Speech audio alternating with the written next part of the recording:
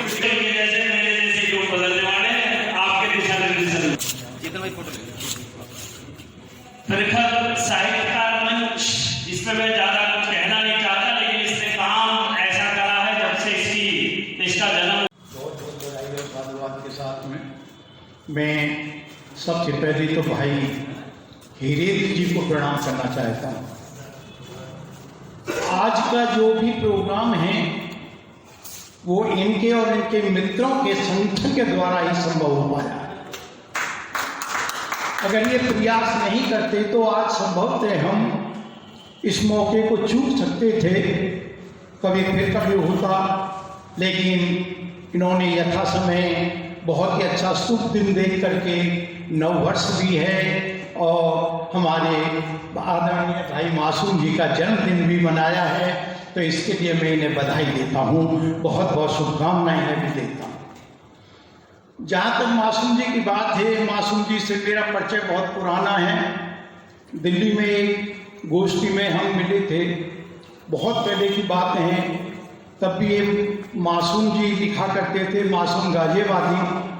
तो मैं हैरान था कि इतना प्यारा नाम, इतना छोटा सा नाम और इतना ये आखिर क्या कमाल है, ना नाम पूरा है ना स्थान पूरा है, केवल मासूम लिख दिया और गाजियाबादी लिख दिया। ये तो मन की कोई बहुत ही बड़ा कलाकार है।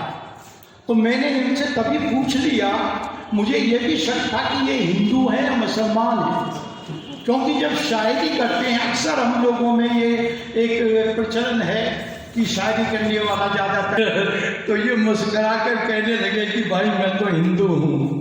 मन के तो फिर ये आपने मासूम नाम कहाँ से लिया? मासूम तो बहुत छोटे बच्चे को कहते हैं जो बिल्कुल भोला भाला होता है। बोला कि क्या मैं आपको भोला भाला नहीं? आदमी को आदमी रहने नहीं देती सियासत, आदमी को आदमी रहने नहीं देती, सच्चाई को कभी खुलकर यहाँ कहने नहीं देती, और ये ऐसा मारती है प्यार से पुचकार कर यारो कि दिल रोता मगर आंसू कभी बहने नहीं देती। सियासत आदमी को आदमी कहने नहीं देती। दोस्तों, मैंने कुछ जो पुस्तकें लिखी है दुर्गा भाभी पर, महाराणा प्रताप पर, रास बिहारी बोस पर, मतलब कितना ही जो लिखा है मैंने, ज़्यादातर देशभक्तों के ऊपर लिखा है। क्यों लिखा है? इसका भी एक कारण है कि बिना खून का तिलक किए किसने आजादी पाई है? बिना खून का तिलक किए किसने आजादी पाई है?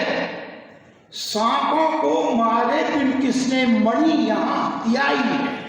बहुत अच्छा। और हमने प्रातः के सूरज को लहू लुहान हुए देखा।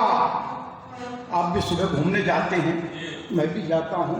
सुबह का सूर्य एकदम लाल रंग का होता है, जब धीरे धीरे बढ़ता है अलग रंग आ जाता है। तो हमने प्रातः के सूरज को लहू लुहान हुए देखा। क्यों देखा?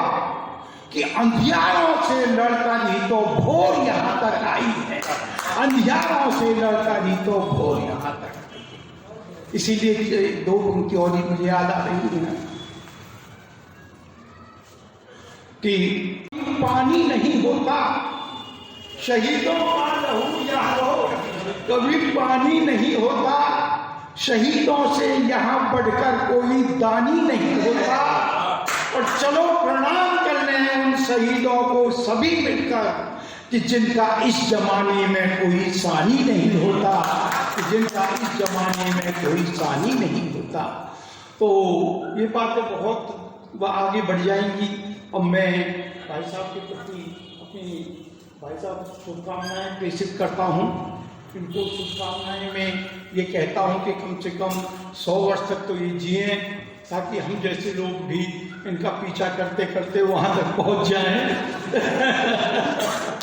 और मैं पुनः बहुत बहुत बधाई और शुभकामनाएं